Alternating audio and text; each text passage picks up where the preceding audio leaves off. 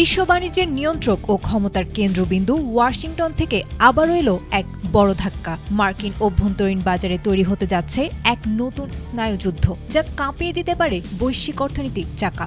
Trump প্রশাসনের নেয়া সাম্প্রতিক এক সিদ্ধান্ত বর্তমান বিশ্বজুড়ে তৈরি করেছে তুমুল আলোচনা ও উৎকণ্ঠা। বিশেষ করে তৈরি পোশাক খাতের উপর নির্ভর করা দেশগুলোর কপালে পড়তে পারে চিন্তার ভাঁজ।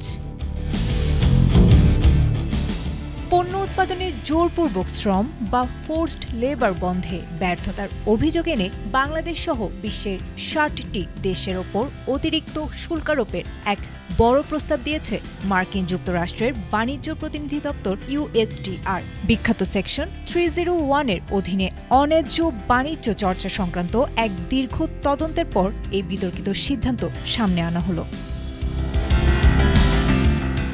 প্রস্তাব অনুযায়ী বাংলাদেশ, কানাডা, যুক্তরাজ্য, মেক্সিকো ও ইউরোপীয় ইউনিয়ন সহ ১৫টি দেশের পণ্যের ওপর অতিরিক্ত ১০% শুল্ক বসতে পারে। আর তালিকায় থাকা বাকি ৪৫টি দেশের জন্য এই শাস্তিমূলক শুল্কের হার ধরা হয়েছে ১২.৫%। মার্কিন বাণিজ্য প্রতিনিধি জেমসন গ্রিয়ার এক বিবৃতিতে স্পষ্ট জানিয়েছেন, অংশীদার দেশগুলোর এই ব্যর্থতার কারণে মার্কিন শ্রমিকরা বৈশ্বিক বাজারে অসম প্রতিযোগিতার মুখোমুখি হচ্ছে, যা কোনোভাবেই গ্রহণযোগ্য নয়।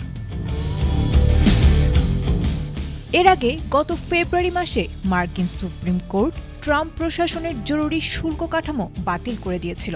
ধারণা করা হচ্ছে, সেই আইনি জটিলতা কাটিয়ে শুল্ক নীতি পুনর্গঠনের অংশ হিসেবে ট্রাম্প প্রশাসন এবার চালালো এই নতুন আইনি চাল। তবে বাংলাদেশের জন্য কিছুটা স্বস্তির খবরও আছে। USTR জানিয়েছে, নির্দিষ্ট কিছু পোশাক ও বস্ত্র পণ্যের ক্ষেত্রে কম শুল্কে প্রবেশের জন্য একটি বিশেষ বস্ত্র ব্যবস্থার প্রস্তাব রাখা হয়েছে। পাশাপাশি জ্বালানি, ওষুধ ও কিছু খাদ্যপণ্য এই শুল্কের আওতামুক্ত থাকবে। এই প্রস্তাব এখনই চূড়ান্ত নয়। আগামী ৬ জুলাই পর্যন্ত এর ওপর জনমত নেওয়া হবে এবং ৭ জুলাই অনুষ্ঠিত হবে এক গণশুনানি। তারপরেই জানা যাবে বিশ্ব বাণিজ্যের ভবিষ্যৎ গতিপথ। আয়েশা আক্তার, ATN বাংলা।